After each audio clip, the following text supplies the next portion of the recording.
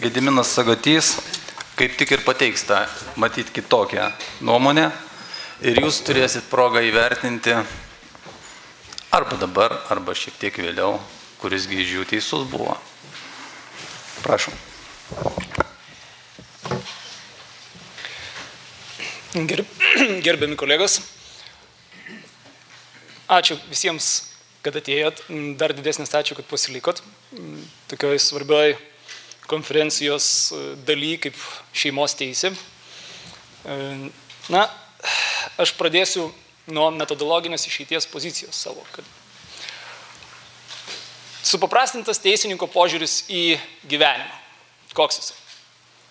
Teisė arba įstatymai yra žaidimo taisyklės, pagal kurias mes žaidžiam, o jeigu kažkas pagal jas nežaidžia, tai teismas išaiškina tam nusidėjėliui, kaip turėjo jisai elgtis ir atitinkamai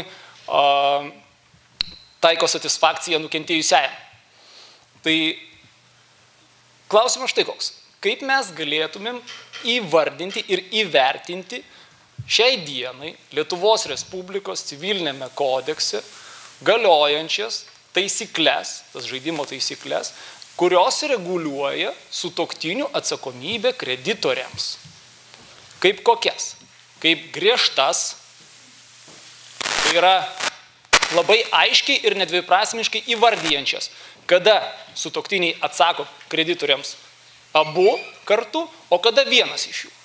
Ar kaip liberales, tai yra numatančias tik tai bendrus principus, bendras deklaracijas ir paliekančias kiekvienam konkrečiam atveju teismui spręsti, ar vis tik tai konkrečiu atveju atsakomybė taikytina abiems sutuoktiniams, ar tik vienam iš jų.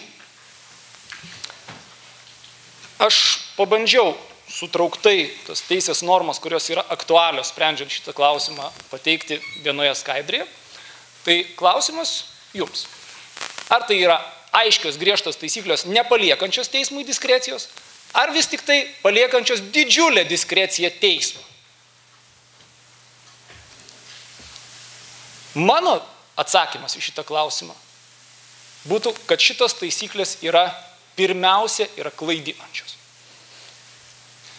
Aš negalėčiau atsakyti, ar jos yra griežtos aiškios, ar jos yra suteikiančios didžiulę diskreciją teismui, dėl labai paprastos priežasties. Dėl to, kad teismų praktika per pirmąjį civilinio kodekso dešimtmetį iš principo judėjo ta linkme, kad jos yra griežtos, tai yra sudarei sandorį, vienas sudarei sandorį, ar abu sudarėt sandorį. Iš principo, kai abu, tai viskas aišku, bet kai vienas iš sutuoktinių sudaro sandorį, tai teismų praktikoje buvo taikoma tokia, sakykime, kito sutuoktinio sutikimo prezumpcija. O kol tu nenuginčiai tos prezumpcijos, tol atsakai pagal kito savo sutuoktinio prievolės visų savo turtų. Kitaip sakant, griežta taisyklė. 2010 metų plenarinės sesijos nutarimo rezultatas koks? Atvirkštinis, kad ta taisyklė nėra griežta, o kiekvienu konkrečiu atveju kreditorius turėjęs reikalą tik su vienu iš sutuoktinių ir norėdamas pagal tą reikalą, reikalų vadinu sandorį, išieškoti iš antrojo sutuoktinio, turi įrodyti, kad tas sandoris arba jisai buvo sudarytas šeimos interesais, arba dar daugiau, jisai buvo būtinas išlaikyti šeimos namų ūkį ir užtikrinti vaikų auklėjimą bei švietimą. Šitos savokos mes puikiai žinom teisininkai būdami, ką reiškia tokios plačios savokos, kaip ar sandoris buvo būtinas reikalingas šeimos interesais, ar jis buvo būtinas užtikrinti šeimos namų ūkį, išlaikyti vaikus ir jų švietimą užtikrinti. Tai yra vairas yra įduodamas teismams, vairuokit. Taigi, akivaizdu, kad jeigu teismai mėtosi ir tik 10 metų plenariniai sesijai galiausia buvo pasakyta, kad vis tik tai tos taisyklės yra liberalios ir suteikiančios teismui didelę diskreciją, tai tos taisyklės, reikia pripažinti, buvo nekokybiškos, nes ilgą laiką nebuvo bendro sutarimo. Dabar jau, ačiū Dievui, šitas sutarimas yra ir viskas aišku. Štai įrodinėjimo naštą mes metam ant kreditoriaus pečių, kaip jisai su jie dorosis, kitas klausimas. Dabar žinodami, kad tos taisyklės yra liberalios ir tai, kad yra teismų rankose pagrindinė diskrecija, galim savo užduoti klausimą štai kokį. Gerai tai ar blogai? Ta situacija, ta status quo, kurioje mes dabar esame. Patenkinti mes tuo ar nepatenkinti? Tai šitoj vietoj, sakykime taip, aš esu teisinio aiškumo šalininkas. Ir žinau, ką reiškia konsultuoti klientą, kai jisai klausia tavęs, o kaip bus, kaip ta prievolė bus iš to sandorio kilusi. Mums abiems ar tik tai man? Aš žinau, ką reiškia kreditoriui patarti ir prisimti atsakomybę už tą patarimą, kai kreditorius klausia, o galiu patraukti abu sutuoktinius, ar man apsiriboti tik vieną sutuoktinį tempti į teismą ir iš jo išreikalauti. Tai yra teisės taikytojams yra pakankamai sudėtinga. Šita apimtim yra blogai. Bet ar koncepciškai yra gerai ar blogai? Čia yra kitas klausimas. Štai Saulius jau minėjo 2012 metų pabaigos gruodžio 7 dienos Lietuvos aukščiausio teismo civilinių bylų skyriaus išplėstinės kolegijos nutartis, kurioje aukščiausias teismas pasisakė dėl sutuoktinio atsakomybės pagal kito sutuoktinio įsteigtos, bet santuokos metu įsteigtos individualios įmonės prievolės. Ir šitoje byloje aukščiausias teismas pasakė, kad vien tas faktas, kad pagal civilinio kodekso 388 straipsnį įmonė įsteigta santuokos metu priskirtina bendrai jungtiniai sutuoktinių nuosavybei, vien tas faktas nedaro pagrindo išvadai, kad sutuoktiniai visais atvejais atsako pagal tos individualios įmonės prievolės subsidiariai. Ir aš šitoj apimti visiškai solidarizuojuosi su aukščiausio teismo pozicija. Nes pažiūrėkim į tai, iš ko galim kildinti apskritai prievolės žmogaus. Nes visada yra mums, ar mes už tą daug kas priklauso nuo to, ką mes atstovaujam, teisingai. Tai šiuo atveju, jeigu mes atstovaujam kreditorių, mes iš jo pozicijos žiūrim, ar aš turiu reikalavimo teisę, kas tą ar mano reikalavimo teisę gina, galbūt Europos žmogaus teisų konvencijos 1 protokolas kaip nuosavybės teisė, bet jeigu aš atstovauju sutuoktinį, į kurio turtą taip pat kėsinas, į kurio nuosavybę taip pat kėsinasi kažkas, tai, įskaitant kreditorių individualios įmonės, tai taip pat, gerbėmieji, žiūrėkim iš to sutuoktinio kaip savininko teisių pozicijų. Jis taip pat turi teisę, kad jo nuosavybė būtų neliečiama ir neatimama išskyrus pagal įstatymę nustatytą pagrindą. Taigi ir Lietuvos įstatymai tikrai nustato pagrindą, ar iš Lietuvos įstatymų mes galim išskaityti pagrindą, kad sutuoktinis, kurio partneris, taip sakykime, gyvenimo draugas turi įsteigęs individualią įmonę, turi visais atvejais atsakyti pagal tos individualios įmonės prievolės subsidiariai, kartu su savo sutuoktiniu. Na, aš manau, kad ne. Žiūrim įstatymą. Prievolių atsiradimo pagrindai. Prievolės atsiranda iš sandorių arba kitokių juridinių faktų, kurie pagal galiojančius įstatymus sukuria prievolinius santykius. Žiūrim individualios, dabar pagal ką atsiranda, iš kur apskritai kildinama individualios įmonės savininko atsakomybė, subsidiari atsakomybė pagal individualios įmonės prievolės. Taip pat iš įstatymo. Bet ką įstatymas sako? Pirmai sako, individualių įmonių įstatymas, kad individualios įmonės savininkas ir steigėjas yra vienas asmuo. Tai yra vienas asmuo.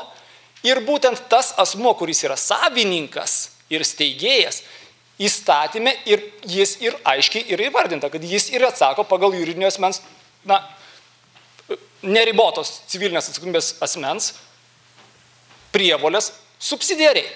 Bet ar mes randam įstatyminį pagrindą pasakyti, kad pagal neribotos civilinės atsakomybės juridinio asmens prievolės subsidiariai atsako ir įmonės savininko sutuoktinis? Kur toks įstatymo pagrindas? Ar yra norma, pagal kurią mes kildinam subsidiarę individualios įmonės savininko civilinę atsakomybę? Tokios normos nėra, gerbėmieji. tai jis sandorio nėra sudaręs, pagal kurį atsiranda prievolė individualiai įmonei. Tai atitinkamai, iš sandorio nekyla prievolė, vadinasi, gali kilti iki įstatymų. Bet kur tas įstatymas? Jeigu mes skaitysim, kad 3.109 straipsnį, tai kur ta norma? Kuri ta norma, iš kurios kildinama ta prievolė jo atsakyti? Taigi, manau, kad šitoje vietoje aukščiausias teismas pasielgė iš principo teisingai. Kas mane neramina aukščiausio teismo nutarty, yra tai, kad buvo, sakykime taip, nuoroda duota į jungtinės veiklos sutartį. Čia yra neraminantis dalykas, nes įvesta nauja frazė šeimos verslas, kuri iki šiol Lietuvos teisėjai, taip, sakykime, neturėjo aiškaus teisinio turinio. Antras dalykas, darant nuorodą į jungtinės veiklos sutartį, mes turim prisiminti, kad jungtinė veikla pagal naująjį civilinį kodeksą jai nustatyta aiškės forma. Tai yra rašytinė, o rašytinės formos nesilaikymas daro tokią sutartį negaliojančią. Tai čia yra tokia, sakykime, šiokia tokia rizika.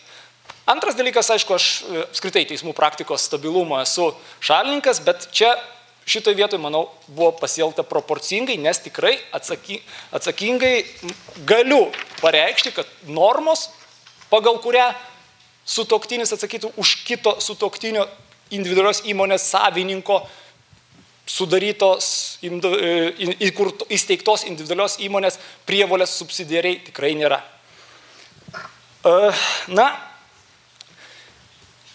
Bet, kaip minėjau, aišku, tikrai pritariu Sauliui, kad kreditoriai vargsta.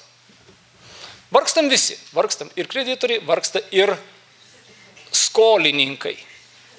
Bet klausimas, ar mes norėtume grįžti į tuos laikus, kai vargdavo tik tai skolininkai.